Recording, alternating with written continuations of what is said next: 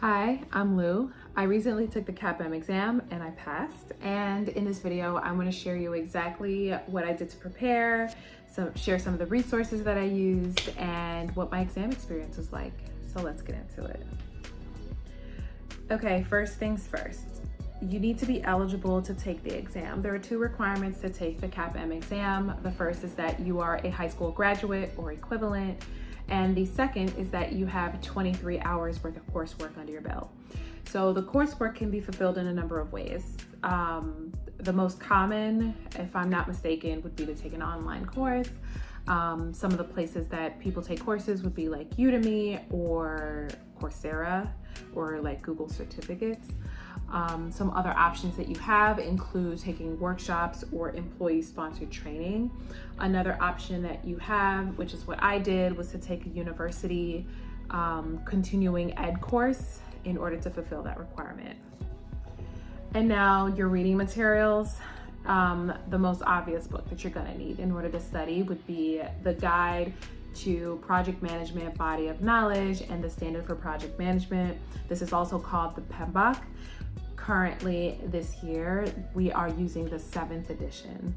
You'll also need the Agile Practice Guide. You'll also need the Business Analysis for Practitioners.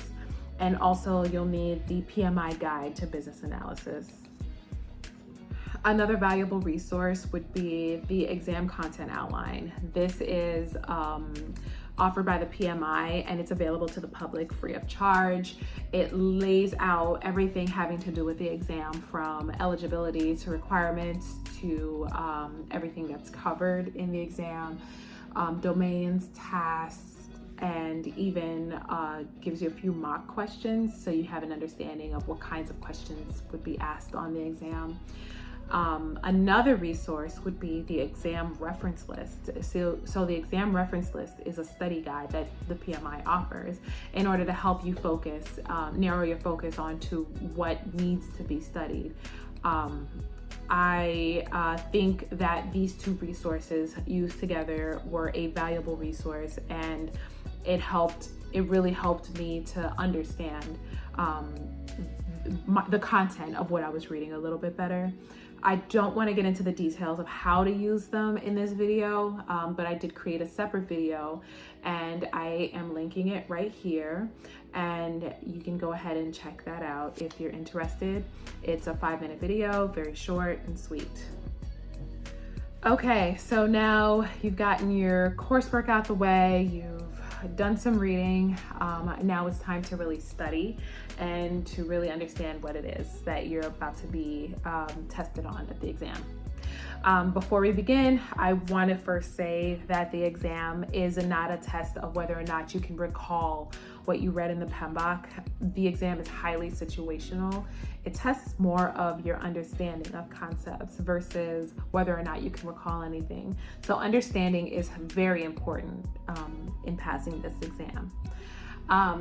So what I'm about to share are some of the resources and the tools that I used in order to prepare for the exam. This by no means is an end-all be-all.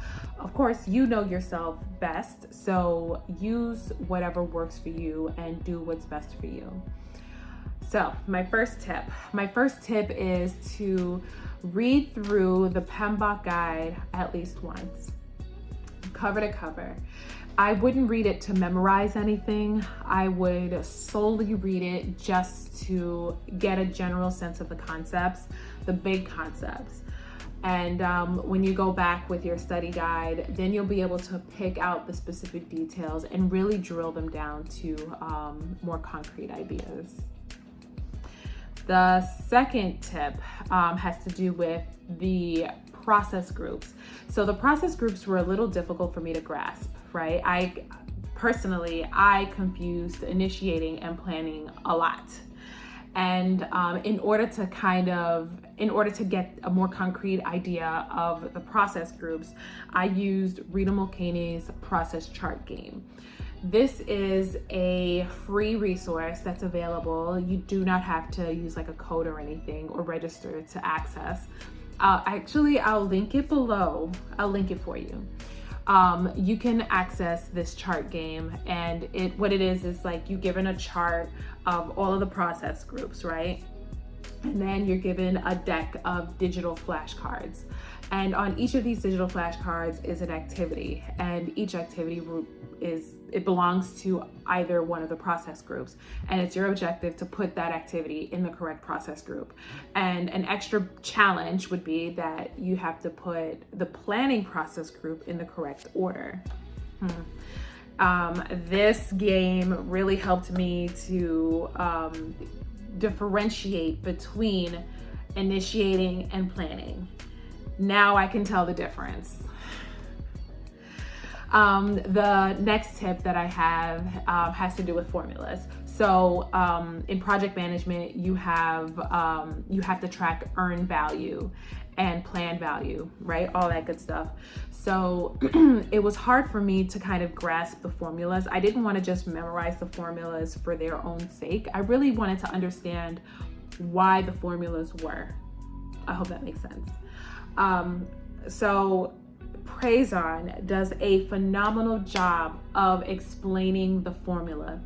You won't forget it. Like once you understand, like the way he explains it, once you understand it, you won't forget it. He does a phenomenal job of breaking it down and making it digestible for someone like myself. So you can use that. Another resource that I used is Pocket Prep. Pocket Prep is pretty common. There are options, there are multiple options. There's a paid subscription option and there's a free option. Me being me, I decided to not go with the paid version. I went with the free version. My objective in using Pocket Prep was solely to get a sense of what the questions are actually like. How are they structured? What's the format like? Pocket Prep gave me exactly that.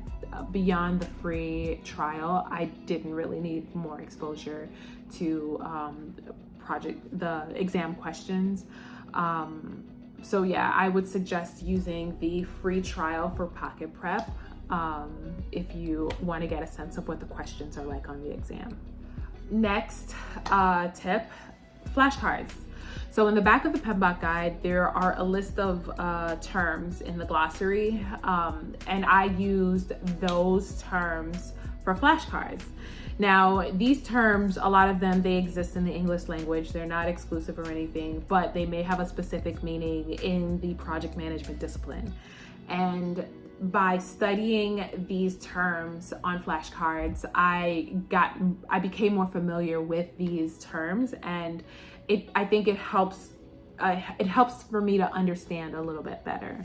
So I would suggest flashcards for studying. Last but not least, and a big shout out to the Reddit community.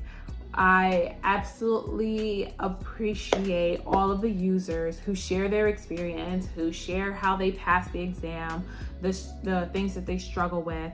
There are so many users on there that are just sharing their experiences and asking questions. If you have the time or the opportunity, just scroll through and see what discussions are being had around the exam, and it might even answer some of the questions that you have. So yeah, Reddit is a gold mine for preparing for the project management exam. Okay, so what was my exam experience like? So I opted to go to a facility and take the exam there. And I just think that I just fared better because of it. I focus better when I'm outside of my home. If I could suggest anything, it would be to arrive 15 minutes early at least. Myself, I was running late and it was in the middle of a heat wave that we were going through. So I arrived at like 8 on the dot. I was hot, I was flustered, I didn't have breakfast. Don't do like me. Have breakfast, drink your water, use the bathroom before your exam begins, because you're going to be sitting there for quite some time, 180 minutes to be exact, for the CAPM exam. So anyway, I did bring a snack with me. You are offered a break in the middle of the exam, and that's when I had my snack. And yeah, the test is timed. So be mindful of your time management. And I believe this may be changed as of September 2023. But when I took the exam, I received my results right after taking the exam, and then a few days later I received my credentials and my badge. So yeah, that's what my exam experience was like. I hope you found this video helpful, and to everyone who's going to take the exam, I wish you the absolute best luck. And if you did find it helpful, feel free to share it with someone that you think would also find it helpful, or you can like and subscribe for more project management content. And until next time.